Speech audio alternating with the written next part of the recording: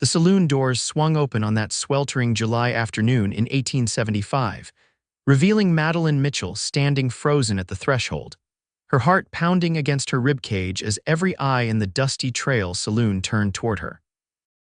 She clutched the letter from her dying aunt in her trembling hand, her last living relative and her last hope in the unforgiving territory of Colorado. "Well, look what the wind blew in," drawled a voice from the card table. "Gonna need a bigger doorway for that one." Cruel laughter rippled through the saloon as Madeline's cheeks burned with shame. At 22, she'd grown accustomed to the sidelong glances and whispered comments about her fuller figure, but after traveling 3 weeks by stagecoach from Boston, her nerves were as raw as her blistered feet. "I'm looking for Sheriff Miller," she announced, her voice steadier than she felt. A man at the bar turned, revealing a tin star pinned to his vest. "That'd be me, madam. What can I do for you?" Before Madeline could answer, a commotion at the back of the saloon drew everyone's attention. 2 men were squaring off, one accusing the other of cheating at cards. The tension in the room crackled like lightning before a storm. "Excuse me," the sheriff said, already moving toward the brewing fight. That's when she noticed him. Tall and broad-shouldered, leaning against the bar with calm assurance that seemed out of place amid the rising chaos. His eyes met hers, clear, blue, and curious beneath the brim of a well-worn Stetson. "Looks like the sheriff's occupied," he said, his voice deep and measured. "Maybe I can help." Zachary Miller wasn't one for town gossip or cruel jokes. 6 years working cattle had taught him to judge people by their mettle, not their appearance. And something in the way this woman held herself, chin up despite the jeers, caught his attention like a lasso around his heart. "I'm trying to find Willow Creek Ranch," Madeline explained, ignoring the continued snickers from the card players. "My Aunt Alina owned it. She passed recently." Recognition flickered across Zachary's face. "Alina Mitchell's niece. I heard she'd written east for family." He straightened up from the bar. "I'm Zachary Miller. I run the neighboring property." A crash from the back of the saloon signaled that the argument had escalated to blows.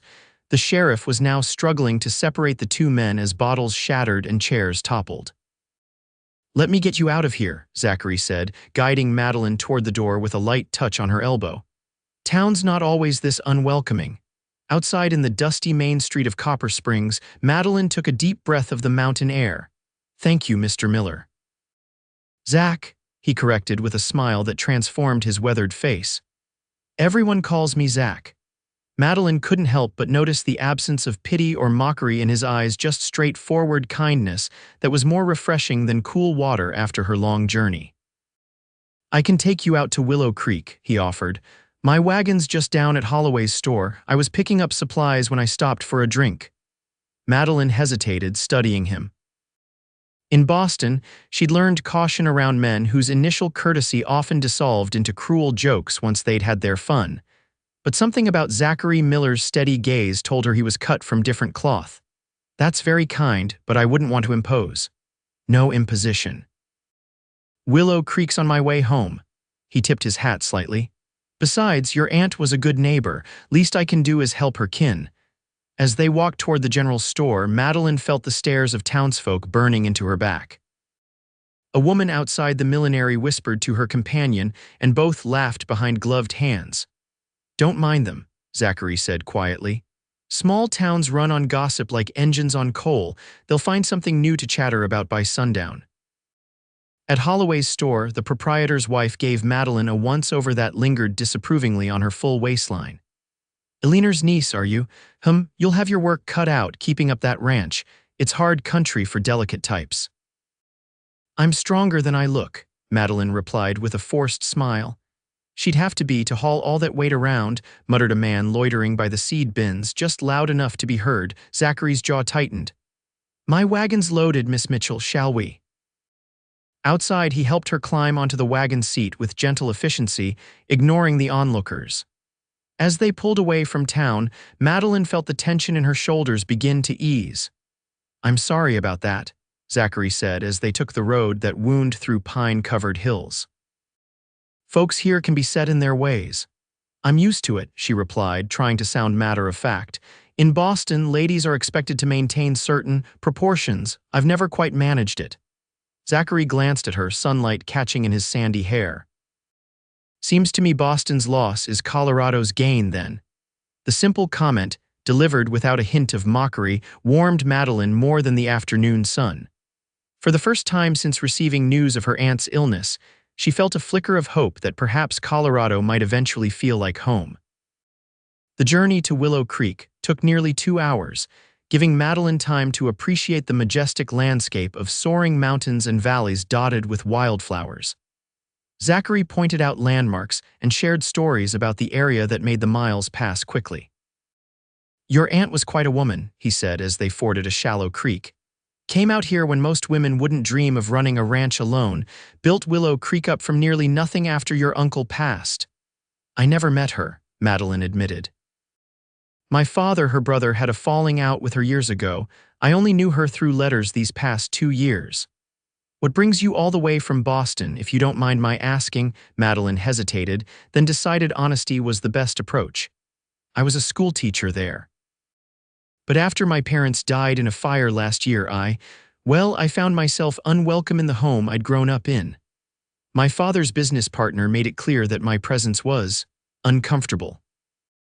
She didn't elaborate on how the man had cruelly suggested that her appearance was unsuitable for a lady meant to entertain Boston society, or how her father's debts had left her with few options.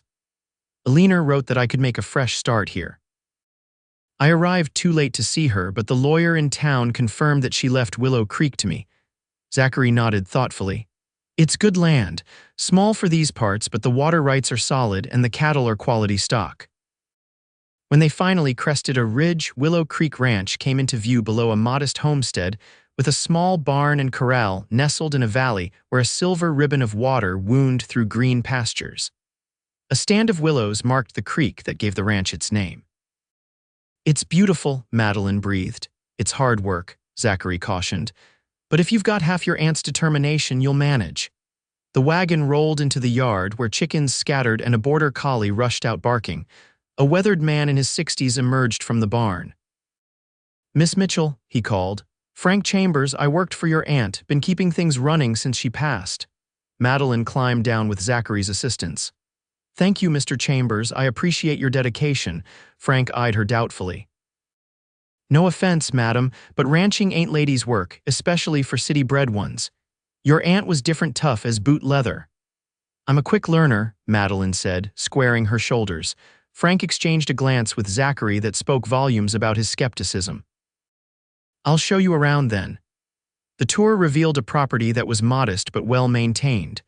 The small herd of cattle, a vegetable garden, some chickens, 3 horses, and a milk cow named Daisy comprised the ranch's assets. The house was simple but solid, 2 bedrooms, a kitchen, and a small sitting area with bookshelves that reflected Alina's love of literature. "I've been sleeping in the bunkhouse," Frank explained. "Your aunt's room is ready for you." As the sun began to set, Zachary prepared to leave. "I should head back to my place before dark. If you need anything, I'm just over that ridge to the north about 3 miles. The Miller place." Madeline walked him to his wagon. "Thank you for your kindness today. It means more than you know." Zachary smiled, the fading light catching the creases around his eyes. "Neighbors look out for each other out here. It's how we survive." He hesitated, then added, "I'll stop by in a few days to see how you're settling in." As his wagon disappeared over the ridge, Madeline turned to face her inheritance and the daunting challenge of proving herself capable of running it. The first week at Willow Creek tested Madeline's resolve in ways she'd never imagined. Every muscle ached from unfamiliar labor. Frank taught her to milk Daisy, collect eggs, and tend the garden, but his doubtful glances made it clear he expected her to fail or flee. On her 4th morning, as Madeline struggled to carry 2 heavy water buckets from the well, Frank shook his head. "Maybe we should hire more help. This is men's work. A woman of your size might hurt herself." Madeline bit back tears of frustration. "I'm perfectly capable, Mr. Chambers. My size has nothing to do with my determination." That afternoon, she rode into town for supplies, only to face more of the same reception she'd encountered on her arrival. At the general store, Mrs. Holloway sighed dramatically when Madeline requested work pants instead of dresses. "I don't think we have any that would accommodate you," she said with poorly disguised disdain. The butcher charged her more than he should have, assuming her city background made her ignorant of fair prices. At the bank, the manager spoke to her as if she were a child, explaining basic accounting with exaggerated patience. By the time she loaded her purchases onto her wagon, Madeline's confidence had taken a beating. She was contemplating the long, lonely ride home when a familiar voice called her name. "Miss Mitchell, Madeline." Zachary Miller was crossing the street toward her, his smile genuine and warm. "I was hoping to catch you in town. How are you finding ranch life?" His friendly face was such a welcome sight that Madeline nearly wept with relief. "It's an adjustment," she admitted, "but I'm determined to make it work." "I've no doubt." "Eleanor wouldn't have left you the place if she didn't think you had grit." He glanced at her loaded wagon. "That's a lot to manage alone. Mind if I ride along and help you unload?" The offer was so sincere that Madeline couldn't find it in herself to refuse. On the journey back to Willow Creek, she found herself sharing more than she'd intended, her frustrations with Frank's doubts, the townspeople's dismissal, and her own fears that perhaps they were right about her capabilities. Zachary listened without interruption, his expression thoughtful. "Starting anything new is hard," he said finally. "Ranching's harder still, but from what I can see, you're facing it head on." "I don't seem to be winning many people over," she sighed. "People are slow to accept newcomers, especially those who don't fit their narrow notions." His eyes met hers with unexpected warmth.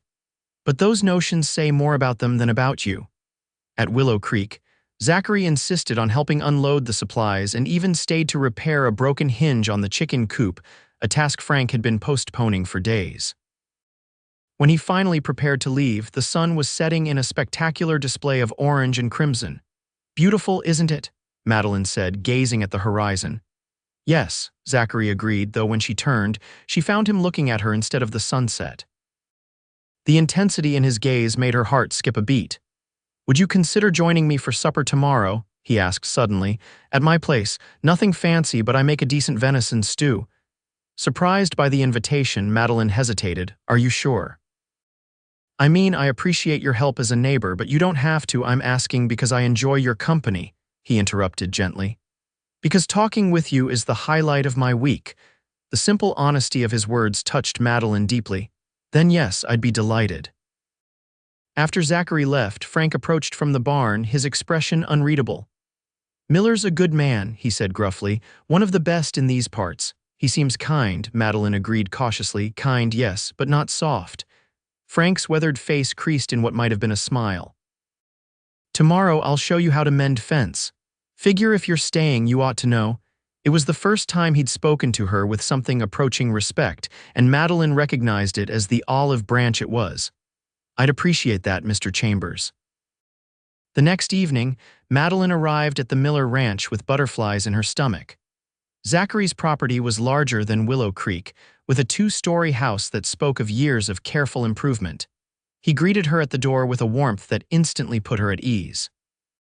Inside, the house was surprisingly comfortable, simple furniture, but shelves lined with books, a piano in one corner, and walls adorned with landscape paintings that captured the wild beauty of Colorado.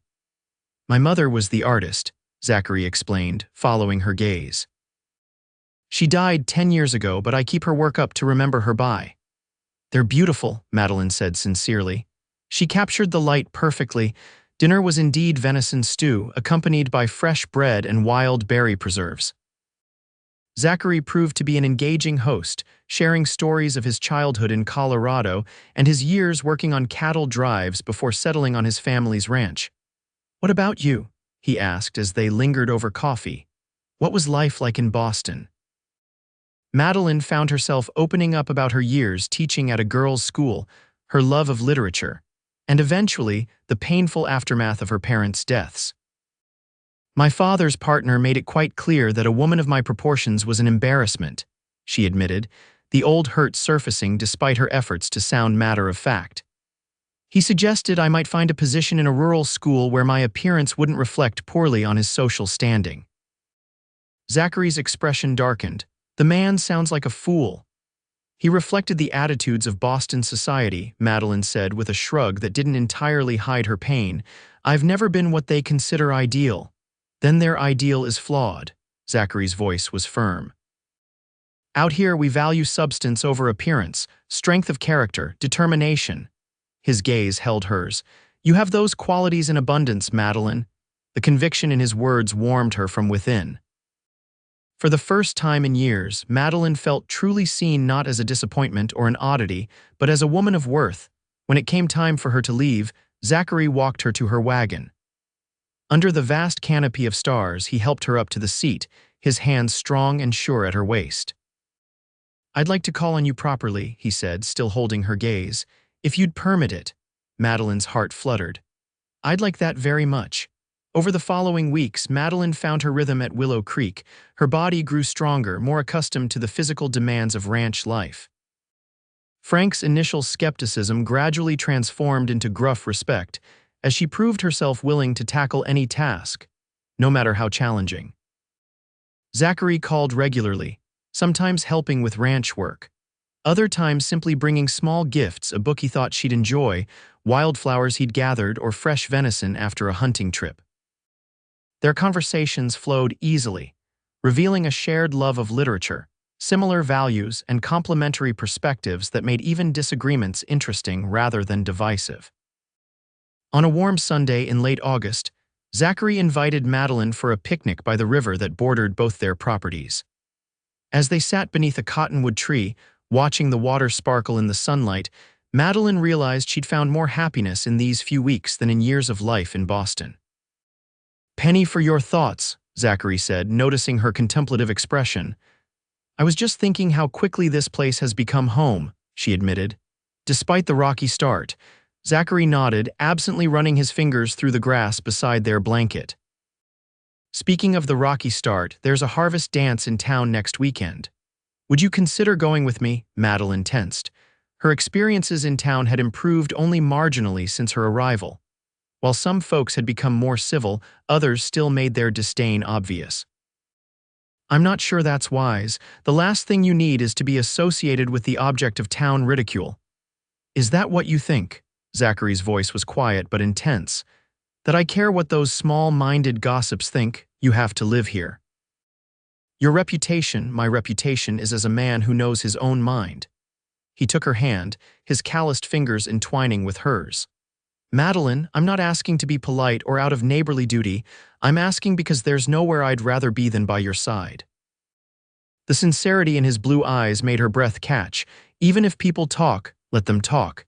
He smiled, a crooked grin that made her heart race. "Besides, once they see you dance, they'll be too impressed to gossip." "Who says I can dance?" she challenged, trying to lighten the moment. "A woman who moves as gracefully as you around a temperamental milk cow. I'd bet my best horse you're a fine dancer." His faith in her, so casually expressed, was like a balm to old wounds. "Then yes, Mr. Miller, I would be honored to attend the harvest dance with you." The night of the dance arrived with a crispness in the air that hinted at the coming autumn. Madeline wore her best dress, a deep blue that Aliner's lawyer had delivered from the dressmaker the day before. It had been ordered by her aunt before her death, a welcoming gift that fit Madeline's curves perfectly, neither hiding nor apologizing for them. When Zachary arrived to escort her, his appreciative gaze left her flushed with pleasure. "You look beautiful," he said simply. The town hall was transformed with autumn decorations, corn stalks, pumpkins, and colorful leaves adorning every surface. A small band played lively tunes as couples twirled across the wooden floor. Their entrance caused a momentary lull in conversation. Madeline felt the familiar weight of scrutiny, but Zachary's hand at the small of her back gave her courage. "Miss Mitchell, how nice to see you," Mrs. Holloway said with a smile that didn't reach her eyes. "We weren't sure you'd join us tonight." "Wouldn't miss it," Zachary answered before Madeline could respond. "Especially with the loveliest woman in Colorado on my arm." He led Madeline to the dance floor without waiting for Mrs. Holloway's reaction. As they joined in a lively reel, Madeline was acutely aware of the stares and whispers. "Ignore them," Zachary murmured, spinning her expertly. "Focus on the music, on us." Following his advice, Madeline let herself enjoy the dance. Zachary was an excellent partner, guiding her through complex steps with an ease that made her feel graceful and light. After several dances, they paused for refreshments. As Zachary went to fetch them punch, Madeline found herself cornered by three women who'd been particularly cold to her in town. "I must say, Zachary Miller is being quite charitable," said one, adjusting her lace collar. "Always had a soft spot for strays." "Do you really think you can manage that ranch all winter?" asked another with false concern. "The snow gets so deep and it takes considerable stamina to handle such hardship." "Perhaps she'll have eaten enough by then to hibernate through it," the third woman added, triggering malicious titters from her companions. Madeline's face burned with humiliation. Before she could respond, a deep voice cut through their laughter. "Ladies, I believe your husbands are looking for you." Zachary had returned, his expression hard as flint. "And I'd appreciate if you'd direct your conversation elsewhere. Miss Mitchell and I were enjoying a pleasant evening." The women retreated, but the damage was done. Madeline felt the familiar knot of shame tightening in her chest. "Perhaps we should leave," she whispered. "Not unless you want to," Zachary said firmly. "I won't let their pettiness drive us away." Seeing her distress, he set down their untouched punch cups and led her outside onto the porch. The night air was cool and clean, stars brilliant above them. "I'm sorry," Madeline said, fighting tears. "I shouldn't have come. I've embarrassed you." "Embarrassed me?" Zachary's voice was incredulous. "Madeline, look at me." When she raised her eyes to his, the intensity there took her breath away. "The only thing that embarrasses me is the behavior of people I've known all my life," he said. "Not you, never you." He took her hands in his. "Do you know what I see when I look at you? I see a woman of extraordinary courage who left everything familiar to start again in a harsh land. I see kindness in how you treat Frank, patience in how you handle difficult people in town. I see intelligence in our conversations and grace in how you move." Madeline's heart pounded as he continued, his voice dropping lower. "And yes, I see a beautiful woman whose curves fit perfectly in my arms when we dance." To demonstrate, he drew her closer, one hand at the small of her back. "Perfect, Madeline, just as you are." The world seemed to still around them as Zachary lowered his head, his lips meeting hers in a kiss so gentle yet so profound that Madeline felt it echo through her very soul. When they parted, his eyes searched hers. "I'm falling in love with you," he confessed quietly. "Not despite how you look, but as part of the remarkable whole that makes you Madeline Mitchell." Tears spilled down her cheeks, not of shame this time, but of a joy so intense it couldn't be contained. "I think I'm falling in love with you too," she whispered. The band inside struck up a waltz, the music floating through the open windows. Without a word, Zachary began to dance with her there on the porch, beneath the star-filled sky. In that moment, the opinions of others faded into insignificance compared to the truth in his arms. As autumn deepened into winter, Madeline and Zachary's relationship blossomed. He was a frequent visitor at Willow Creek, helping with the more demanding tasks as snow began to blanket the landscape. Their evenings were spent reading by the fire, playing chess, or simply talking about their hopes for the future. The townsfolk gradually adjusted to seeing them together. Some, like Sheriff Miller, were genuinely welcoming. Others maintained a polite distance. A few, like Mrs. Holloway and her circle, continued their subtle barbs, but they no longer had the power to wound as they once had on Christmas Eve. A blizzard swept through the valley. Zachary arrived at Willow Creek just ahead of the storm, bringing gifts and supplies. As the wind howled outside, he, Madeline, and Frank enjoyed a festive dinner in the warm kitchen. After Frank retired to the bunkhouse, Zachary presented Madeline with a small package wrapped in brown paper and tied with red ribbon. "Merry Christmas," he said, watching expectantly as she unwrapped it. Inside was a beautifully crafted wooden box. When Madeline opened it, a delicate melody played Greensleeves, her favorite folk song that she'd once mentioned in passing. "It's beautiful," she breathed. "Look underneath," Zachary urged. Lifting the velvet lining, Madeline found a simple gold ring with a small pearl. Her eyes flew to his, questioning. Zachary took her hands in his. "Madeline Mitchell, these past months have been the happiest of my life. You've brought joy, intelligence, and beauty into my days in ways I never imagined possible." He knelt before her, still holding her hands. "I'm asking you to marry me, to combine our ranches and our lives. To build a future together filled with the same happiness we've found in each other's company." Tears of joy spilled down Madeline's cheeks.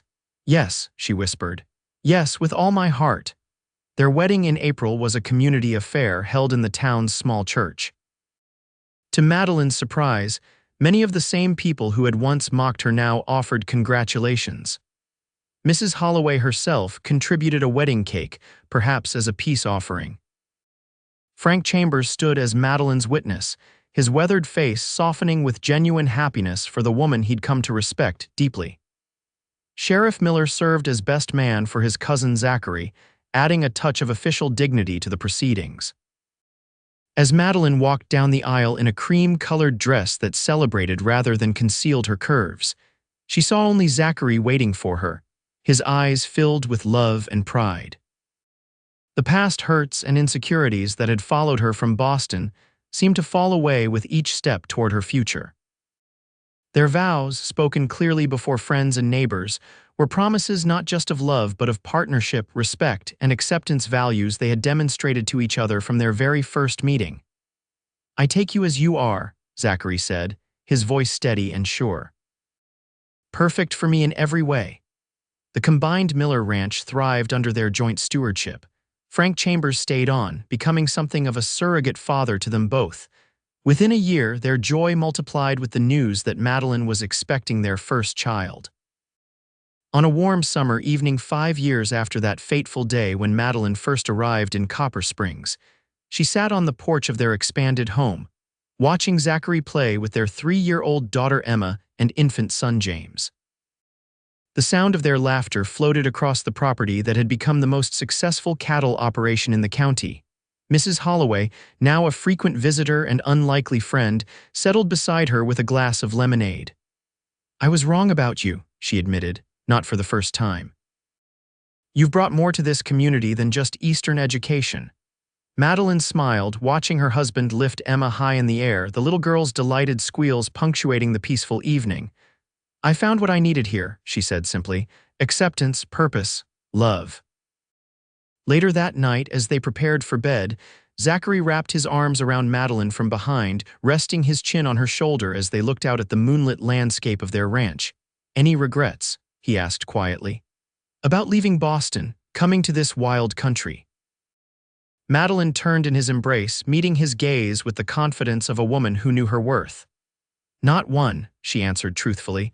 "This is where I belong, in this place, in your arms."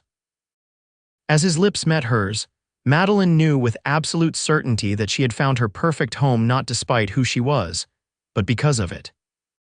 In Zachary's love and in the life they'd built together, she had discovered that true beauty lay not in conforming to others' expectations, but in the courage to be authentically, unapologetically herself.